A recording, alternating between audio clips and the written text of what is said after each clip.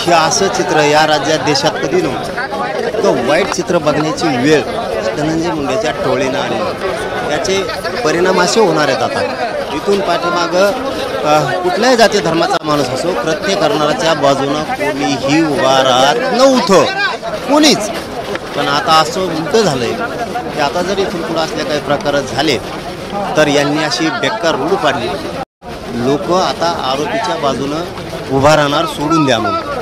वाईट वळण यांनी घातलंय यांच्या पाप झाकण्यासाठी.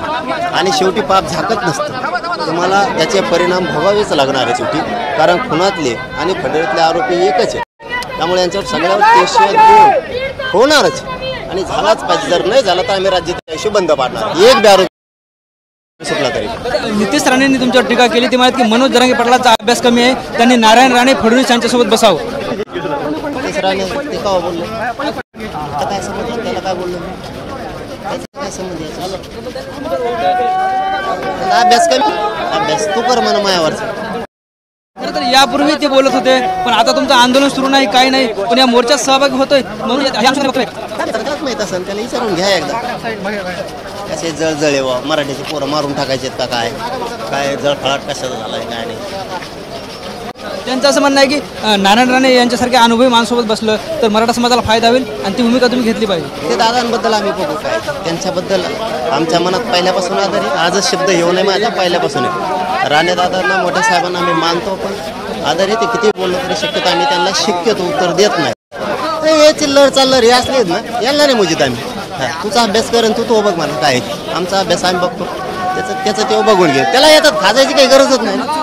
एक लेकराचा खून झाला याच्यात काय खाजी तो म्हणा, पण आपलं गपचिप तिकडं.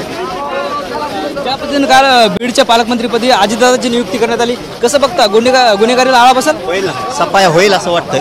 सफाया होईल, एका बी आरोपी सुटणार नाही. कारण मुख्यमंत्र्यांनी तसा मराठ्यांना शब्द दिलेला आहे की आरोपी एकही सुटणार नाही, खंडणीतला पण नाही आणि खून करणारला नाही. कारण खून करणारा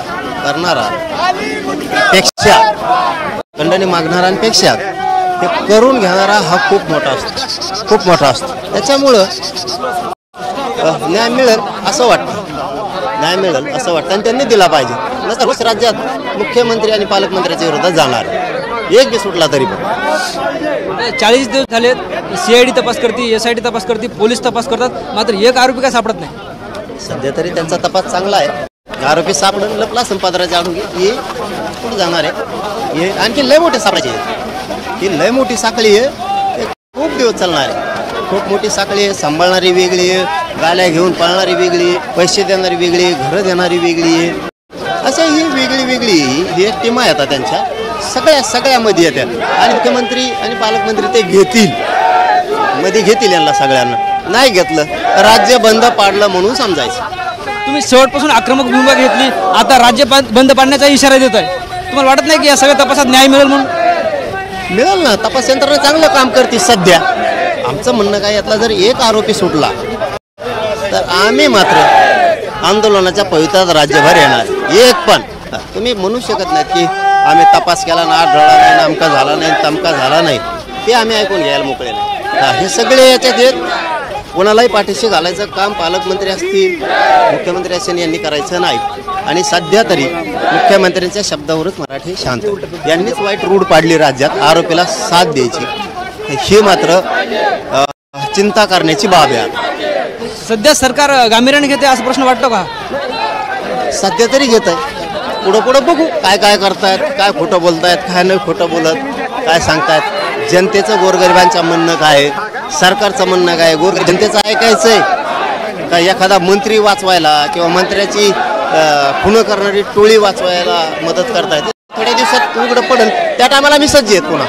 शेवटचा प्रश्न, धनंजय मुंडेंना कोणत्याच पालकमंत्री पद देण्यात आलं नाही. ते असं म्हणतात की मी स्वतःच विनंती केली की मला पालकमंत्री पद नको. काय कोणी काय म्हणलं मला ते शेणे नाही करा. मी मागच सांगितलं होतं तुम्ही 250 मंत्री केलं तर आम्हाला काय फरक पडत नाही. आम्ही आहेत ना. कसं काय समाजाला न्याय मिळत नाही, आम्ही आहेत ना.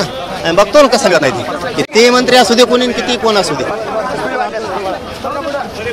निश्चितच आपण जर बघितलं तर मनोज जरांगे पाटील जे छत्रपती संभाजीनगर येथील मोर्चात सहभागी झालेत आणि त्यांनी आपले संवाद साधलाय. कॅमेरा पर्सन आप्पासाहेब मोरकरसह ज्ञानेश्वर लोंढे, TV9 छत्रपती संभाजीनगर.